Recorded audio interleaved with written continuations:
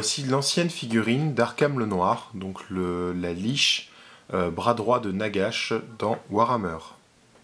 Donc ça c'est le modèle qui est sorti en V4 il me semble, qui était non pas à pied en fait mais sur un char, donc là j'ai préféré la socler individuellement. Peut-être qu'un de ces quatre je peindrai le char histoire de rigoler. Donc voilà, c'était un char fait à partir d'une carcasse de manticore et tiré par 4 chevaux au squelette. Donc en fait c'est un char qui pouvait voler dans Warhammer. C'était assez impressionnant.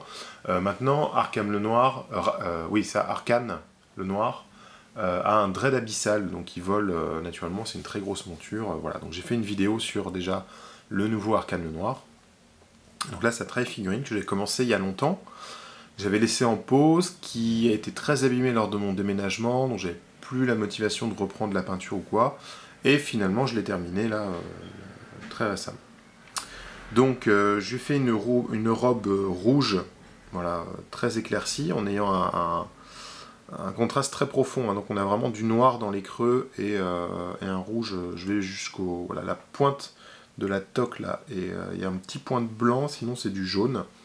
Donc j'aime beaucoup le Dorn Yellow de la gamme Edge chez Games Workshop.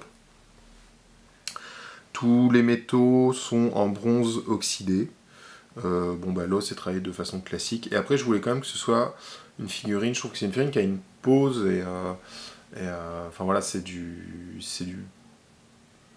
grand classique de Medfan High Fantasy.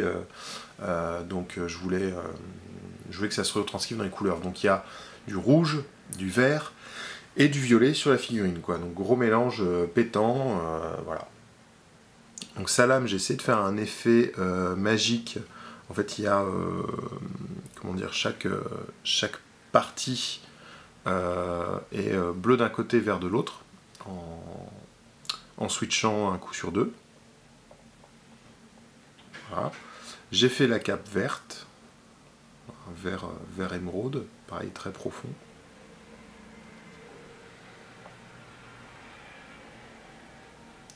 Et donc le violet pour ces espèces d'écharpes là qui pendent.